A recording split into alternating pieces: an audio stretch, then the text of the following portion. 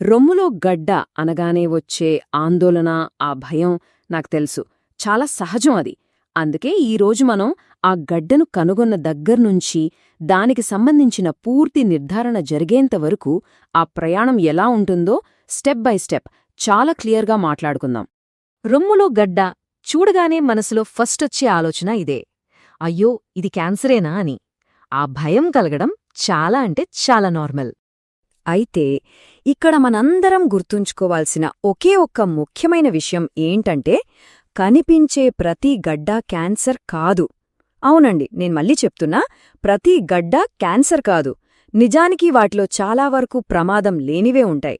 So tension పడ్డం సహజమే అయినా వెంటనే కంగారుపడిపోవాల్సిన పనే లేదు. సరే, మరి గడ్డ క్యాన్సరా కాదా అని తెలుసుకోవడానికి ఏమైనా సంకేతాలుంటాయా? ఇప్పుడు వాటి గురించి తెలుసుకుందాం. సాధారణంగా గడ్డల్లో 3 రకాలుంటాయి. 1 ప్రమాదకరం కానివి, 2 ఇన్ఫెక్షన్ వల్ల వచ్చేవి, 3 క్యాన్సర్ గడ్డలు. వీటి మధ్య తేడా ఏంటో అర్థం చేసుకోవడం చాలా ఇంపార్టెంట్. ఇప్పుడు చూడండి, ఇక్కడ కొన్ని హెచ్చరిక సంకేతాలు ఉన్నాయి. వీటిలో ఏది ఉన్నా మనం వెంటనే అప్రమత్తమవ్వాలి. మొదటిది నొప్పిలేని గడ్డ. విచిత్రంగా అనిపించినా నొప్పిలేని గడ్డల గురించే మనం ఎక్కువ జాగ్రత్తగా ఉండాలి. రెండవది ఆ గడ్డ సైజు నెమ్మదిగా పెరుగుతూ ఉండటం. మూడవది నిప్పుల్స్లో అంటే చనుమునెలలో ఏవైనా మార్పులు రావడం, లేదా వాటినుంచి ఏమైనా ద్రవం రావడం. ఇక నాల్గవది చర్మం పైన గుంటలు పరటం, అచ్చం నారింజ తొక్కలా కనిపిస్తుంది. ఈ లక్షణాల్లో ఏ ఒక్కటి కనిపించినా దయచేసి అస్సో ఆలస్యం చెయ్యకుండా డాక్టర్ని కలవండి. సరే, డాక్టర్ దగ్గరికి వెళ్లారు. అప్పుడు ఏం జరుగుతుంది? ఆ నిర్ధారణ ప్రక్రియ ఎలా ఉంటుంది? దాన్ని మనమిప్పుడు స్టెప్ బై స్టెప్ చూద్దాం. ఈ ప్రాసెస్ గురించి ముందుగానే తెలిస్తే అనవసరమైన భయాలు చాలా వరకు తగ్గిపోతాయి. అసలే క్యాన్సర్ అంటే ఏంటి? చాలా సింపుల్గా చెప్పాలి అంటే, మన బాడీలో కంట్రోల్ లేకుండా కణాలు పెరిగిపోవటమే క్యాన్సర్. మామూలుగా మన శరీరంలో కణాలు ఒక పద్ధతి ప్రకారం పెరుగుతాయి, చనిపోతాయి. కాని కొన్నిసార్లు కొన్ని కణాల్లో మార్పులొచ్చి అవి అసాధారణంగా అంటే ఎబ్నార్మల్గా మారిపోతాయి. ఆ తర్వాత అవి ఆగకుండా విభజన చెందుతూ పోయి ఒక గడ్డల అంటే ఒక ట్యూమర్లా తయారవుతాయి. అదే క్యాన్సర్. మరి దీనికి కారణాలేంటి? ఎందుకు వస్తుంది? కొన్ని రిస్క్ ఫ్యాక్టర్స్ అయితే ఉన్నాయి. ఫ్యామిలీ హిస్టరీ అంటే కుటుంబంలో ఎవరికైనా ఉండటం, హార్మోన్ల సమస్యలు, చాలా ఆలస్యంగా గర్భం దాల్చటం లేదా అసలు పిల్లలు లేకపోవటం, స్థూలకాయం, ఇంకా ఆల్కహాల్ లాంటి జీవనశైలి అలవాట్లు. ఇవన్నీ కొన్ని కారణాలు మాత్రమే. కాని ఇక్కడ అందరూ గుర్తుపెట్టుకోవాల్సిన విషయమేంటంటే, చాలా కేసుల్లో దీనికసలు స్పష్టమైన కారణం ఏదీ కనిపించదు. నాకెందుకొచ్చింది అనే ప్రశ్నకు చాలాసార్లు జవాబు ఉండదు. రోగ నిర్ధారణ ఎలా చేస్తారు? ఈ ప్రయాణంలో 3 ముఖ్యమైన స్టేజెస్ ఉంటాయి. ఫస్ట్, క్లినికల్ ఎగ్జామినేషన్ అంటే డాక్టర్ స్వయంగా చేతితో పరీక్ష చేసి చూస్తారు. రెండో స్టెప్, ఇమేజింగ్ స్కాన్స్. చిన్న వయసులో ఉన్నవాళ్లకి సాధారణంగా అల్ట్రాసౌండ్ చేస్తారు. 40 ఏళ్లు దాటిన వారికి మామోగ్రఫీ చేస్తారు. ఇక మూడోది ఫైనల్ స్టెప్, బయాప్సీ. ఇదే అన్నిటికన్నా ముఖ్యమైన టెస్ట్. గడ్డ క్యాన్సరా కాదా అని ఖచ్చితంగా చెప్పేది ఇదే. ఇందులో ఆ గడ్డనుంచి ఒక చిన్న ముక్కను తీసి ల్యాబ్కి పంపిస్తారు. ఆ బయాప్సీ రిపోర్ట్లో ఏమేం తెలుస్తుంది? చాలా కీలకమైన సమాచారం ఉంటుంది. 1 అసలు ఇది క్యాన్సరా కాదా, ఎస్ ఆర్ నో. 2 ఒకవేళ క్యాన్సర్ అయితే అది ఏ రకానికి చెందింది. 3 దాని గ్రేడ్ ఎంత. గ్రేడ్ అంటే ఏంటో మనం నెక్స్ట్ స్లైడ్లో చూద్దాం. ఇక 4వది చాలా చాలా ఇంపార్టెంట్, ఈఆర్, పిఆర్, హెచ్ఈఆర్2 అనే రిసెప్టార్లు ఉన్నాయా లేదా. ఈ రిసెప్టార్లు చికిత్సలో చాలా పెద్ద పాత్ర పోషిస్తాయి. ఎందుకంటే వాటిని టార్గెట్ చేసే స్పెషల్ మందులు ఇప్పుడు అందుబాటులో ఉన్నాయి. సో ఈ సమాచారం బట్టే ట్రీట్మెంట్ ప్లాన్ మొత్తం ఆధారపడి ఉంటుంది. సరే, రిపోర్టు చేతికి వచ్చింది. ఇప్పుడు 2 పదాల గురించి తెలుసుకోవాలి, గ్రేడ్ మరియు స్టేజ్.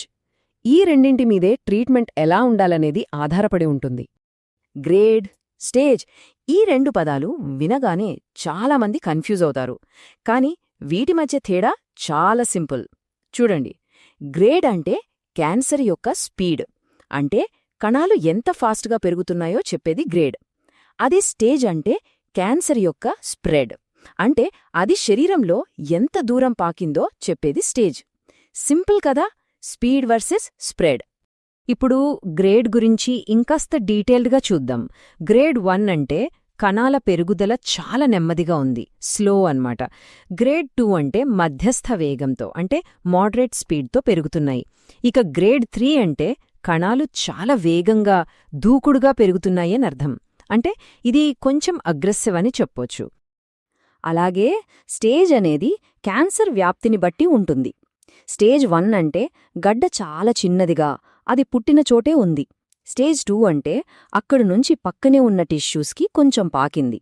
స్టేజ్ 3 అంటే దగ్గర్లో ఉన్న లింఫ్ నోడ్స్, అంటే శోషరస గ్రంథులకు వ్యాపించింది.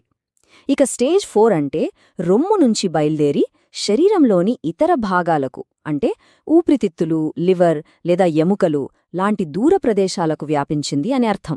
సరే, నిర్ధారణ పూర్తయింది. గ్రేడ్ తెలిసింది, స్టేజ్ తెలిసింది. ఇప్పుడు నెక్స్ట్ స్టెప్ ఏంటి? ట్రీట్మెంట్. ప్రతి ఒక్కరి క్యాన్సర్ వేరు, అందుకే ప్రతి ఒక్కరికి ఒకే రకమైన ట్రీట్మెంట్ ఉండదు. వాళ్ల రిపోర్ట్స్ని బట్టి ఒక పర్సనలైజ్డ్ ట్రీట్మెంట్ ప్లాన్ని ఎలా తయారు చేస్తారో ఇప్పుడు చూద్దాం. రొమ్ము క్యాన్సర్ చికిత్సకు ప్రధానంగా 4 పిల్లర్స్, అంటే 4 మూలస్తంభాల్లాంటివి ఉంటాయి. అవేంటంటే సర్జరీ, కీమోథెరపీ, రేడియేషన్ థెరపీ మరియు 4వది హార్మోనల్ లేదా టార్గెటెడ్ థెరపీ. మొదటి పిల్లర్ సర్జరీ. పేర్లోనే ఉంది కదా, ఆ గడ్డని ఆపరేషన్ చేసి భౌతికంగా తీసివేయడం. ముఖ్యంగా ఎర్లీ స్టేజెస్లో ఉన్నప్పుడు ఇదే మెయిన్ ట్రీట్మెంట్గా ఉంటుంది. ఇక రెండోది కీమోథెరపీ. కీమో అంటే మందులు. ఈ మందులు ఏం చేస్తాయంటే మన శరీరంలో వేగంగా పెరిగే కణాలను టార్గెట్ చేసి చంపేస్తాయి. క్యాన్సర్ కణాలు చాలా వేగంగా పెరుగుతాయి కాబట్టి ఈ మందులు వాటిని నాశనం చేస్తాయి. ఇది శరీరం మొత్తంలో పనిచేస్తుంది. కీమోథెరపీ అనగానే అందరికీ గుర్తొచ్చేవి సైడ్ ఎఫెక్ట్స్. జుట్టు ఊడిపోవడం, వామెత్తులు, విపరీతమైన నీరసం, ఇవన్నీ నిజమే ఉంటాయి. కానీ ఇక్కడ మనం బలంగా నమ్మాల్సిన విషయం ఒకటుంది. ఈ సైడ్ ఎఫెక్ట్స్ అన్నీ కూడా ట్రీట్మెంట్ పూర్తయ్యాక తగ్గిపోతాయి. ఇవి తాత్కాలికమే. మూడవ పిల్లర్ రేడియేషన్ థెరపీ. సర్జరీతో గడ్డను తీసేశాక ఆపరేషన్ చేసిన ఏరియాలో ఇంకా ఏమైనా సూక్ష్మమైన క్యాన్సర్ కణాలు మిగిలిపోయి ఉండొచ్చు అనే అనుమానంతో వాటిని కూడా నాశనం చేయడానికి హై ఎనర్జీ రేస్ని వాడతారు. ఇది లోకల్ ట్రీట్మెంట్, అంటే కేవలం ఆ నిర్దిష్ట ప్రాంతంలోనే పనిచేస్తుంది. ఇక చివరిది 4వ పిల్లర్ హార్మోనల్ మరియు టార్గెటెడ్ థెరపీ. ఇది నిజంగా మోడర్న్ మెడిసిన్లో ఒక అద్భుతం, ఒక విప్లవమని చెప్పాలి. ఎందుకంటే ఇది కీమోలాగా అన్ని కణాల మీద పనిచేయదు. కేవలం క్యాన్సర్ కణాల మీద ఉండే ఈఆర్, పిఆర్, హెచ్ఈఆర్2 లాంటి ప్రత్యేకమైన టార్గెట్స్ని గుర్తించి వాటిమీదే దాడి చేస్తుంది. దీనివల్ల మంచి కణాలకు జరిగే నష్టం చాలా తక్కువగా ఉంటుంది. అందుకే ఇది ఒక గేమ్ చేంజర్. ఓకే, ఇప్పటిదాకా మనం నిర్ధారణ, చికిత్సా విధానాల గురించి వివరంగా మాట్లాడుకున్నాం. ఇప్పుడు అన్నింటికన్నా ముఖ్యమైన విషయం గురించి మాట్లాడుకుందాం. అదే ఆశ, మరియు సరైన టైంలో సరైన చర్య తీసుకోవడం ఎంత పవర్ఫుల్ అనేదాని గురించి. ఈ వాక్యం ఎప్పుడూ గుర్తుపెట్టుకోండి. వ్యాధిని ఎంత త్వరగా గుర్తిస్తే ప్రాణాలు కాపాడే అవకాశం అంత ఎక్కువ. ఎంత ఆలస్యం చేస్తే చికిత్స అంత సంక్లిష్టంగా మారుతుంది. ఇది అక్షరాల నిజం. ఒక్క విషయం స్పష్టంగా చెప్తున్నాను, రొమ్ము క్యాన్సర్ అనేది జీవితానికి ముగింపు కాదు, అస్సలు కాదు. దాన్ని కరెక్ట్ టైంలో గుర్తిస్తే పూర్తిగా నయం చేసే అవకాశాలిప్పుడు చాలా ఉన్నాయి. క్యాన్సర్ని జయించి సంతోషంగా జీవిస్తున్న వాళ్లు మన మధ్యలోనే వేల, లక్షల మంది ఉన్నారు. వాళ్లే మనకు అతిపెద్ద స్ఫూర్తి. చివరిగా నేను చెప్పేది ఒక్కటే, మన ఆరోగ్యం మన చేతుల్లోనే ఉంటుంది. ఒకవేళ రొమ్ములో గడ్డలాంటిది కనిపిస్తే పానిక్ అవ్వకండి. కానీ అదే సమయంలో నిర్లక్ష్యం కూడా చేయకండి. ఆలస్యం చేయకుండా వెంటనే డాక్టర్ని సంప్రదించండి. ధైర్యంగా ఉండండి, జాగ్రత్తగా ఉండండి.